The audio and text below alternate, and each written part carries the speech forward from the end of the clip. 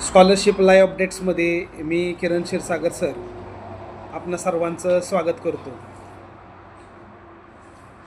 आज स्कॉलरशिप परीक्षा किंवा येणाऱ्या वेगवेगळ्या स्पर्धा परीक्षा आपण काय द्यायच्या त्याच्या संदर्भात मी थोडीशी तुम्हाला माहिती सांगणार आहे. की एक मला पालक मित्र भेटले आणि त्यांनी मला प्रश्न केला की सर, तुम्ही एवढी स्पर्धा परीक्षांची तयारी घेता, एका अर्थानं मुलांवर तुम्ही अभ्यासाचा एवढा लोड किंवा ओझं टाकता, मग हे सर एवढं गरजेचं आहे का? एवढ्या लहान वयामध्ये एवढा अभ्यास मुलांना गरजेचा आहे का, असा प्रश्न त्यांनी मला केला. तर असे असंख्य पालक आहेत की त्यांच्या मनामध्ये या वेगवेगळ्या स्पर्धा परीक्षांचा अभ्यास करताना मुलांना होणारा त्रास असेल किंवा अभ्यासाचं वाढतं ओझं असेल, या संदर्भामध्ये एक चिंतेचं वातावरण आहे. त्याच्यासाठी एक मी तुम्हाला आज गोष्ट सांगतो. एका गावामध्ये एक मुलगा असतो. तो मुलगा लहानपणापासून खट्याळ असतो. चेष्टा मस्करी करणं, खोड्या काढणं हे त्याची सवय असते. आता हा जो त्याचा स्वभाव असतो, त्या स्वभावाला त्याच्या घरचे म्हणजे आई वडील, त्याचे शिक्षक हे सुद्धा खूप कंटाळलेले असतात. आता काय करायचं नाही का? त्याचं वय वाढतं, 10वी होते, 12वी होते, पण त्याचा स्वभाव काय बदलत नाही. पुढं कॉलेज होतं, सगळं होतं, नोकरी काही याला लागत नाही. मग दिवसभर गावामध्ये फिरत बसणं, असं त्याचं काय रोजरोजपणे काय झालं, चालू झालं. आता आई वडील वयस्कर होते, त्यांना वाटलं या मुलाचं लग्न करावं. लग्न केल्यानंतर तरी हा सुधारेल म्हणून त्यांनी मुलगी बघण्याचा कार्यक्रम सुरू केला. आता मुलगी बघण्याचा कार्यक्रम सुरू केल्यानंतर त्याच गावामध्ये एक पहिलवान राहत होता. त्या पहिलवानाची मुलगी त्याला खूप आवडत होती. त्यानं आईबापांना सांगितलं की मी लग्न केलं तर त्याच मुलीशी करेन. आता ही मुलगी बघण्यासाठी आई वडील आणि तो स्वतः त्या पहिलवानाच्या घरी जातात. पहिलवानाच्या घरी गेल्यानंतर पहिलवान शांतपणे त्यांचं सगळं ऐकून घेतो. तो म्हणतो ठीक आहे, मी माझ्या मुलीचं लग्न तुमच्या मुलाशी करायला तयार आहे, पण माझी एक अट आहे. काय अट आहे? तर माझ्याकडे 3 बैल आहेत.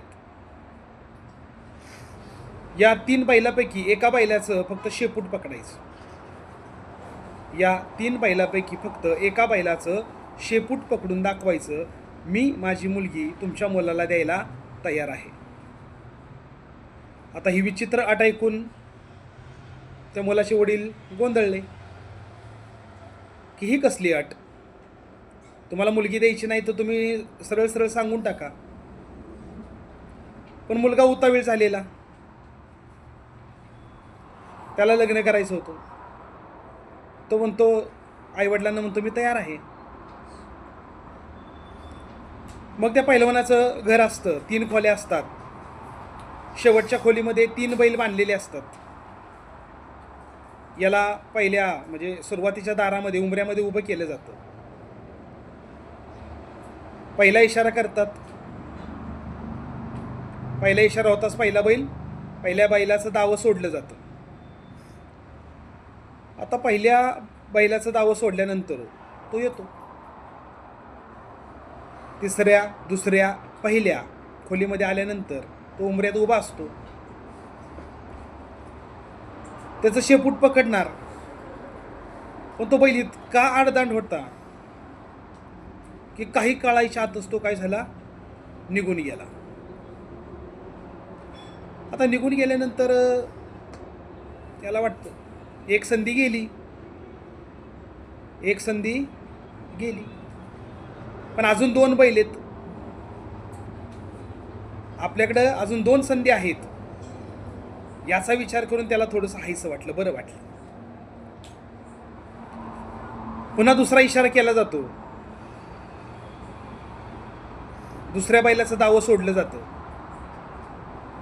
दुसरा बैल दावं सोडताच वेगात काय होतो, बाहेर येतो. आता हा पूर्ण ताकदीनिशी तयार असतो, दुसऱ्या बैलाचं शेपूट धरणार. पण गंमत अशी होती की दुसरा बैल पहिल्या बैलापेक्षा अर्धांड होता. काही काळाच्या तो निघून गेला. आता मात्र याच्या काळजामध्ये धस्स होतं की आता 2 संधी आपण गमावल्यात, पण एक संधी आपल्याकडं आहे. आता मात्र हा म्हणतो काही झालं तरी आपल्याला या बैलाचं शेपूट पकडलंच पाहिजे, कारण त्याला लग्न करायचं असतं त्या पैलवानाच्या मुलीशी. तो म्हणतो बायकोसाठी काय पण. तिसरा इशारा होतो. तिसरा इशारा होताच तिसरा बैल सुटतो, त्याचं दावं सोडलं जातं.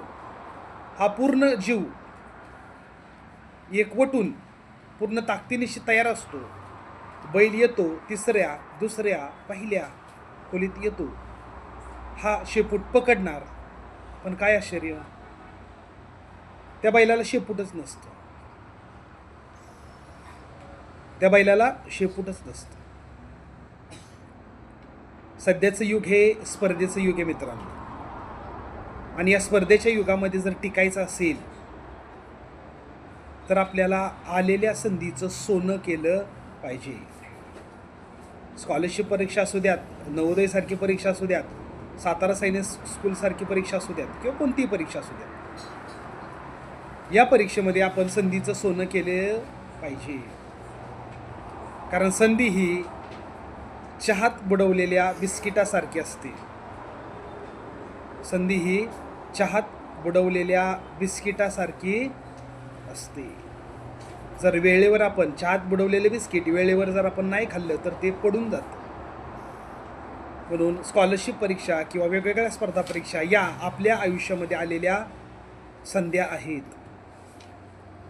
याचं सोनं करायचं का राख करायची हे तुमच्यावरती अवलंबून आहे. जसं त्या मुलानं नाही का, पहिला बैल गेला, त्याने विचार केला की आपल्याकडे अजून 2 संधी आहेत. दुसरा बैल गेला, त्यानं विचार केला की आपल्याकडे अजून एक संधी आहे. असा जर आपण फक्त विचार करत बसू तर आपल्याला आयुष्यामध्ये कधीही कुठल्याही प्रकारचं यश मिळणार नाही.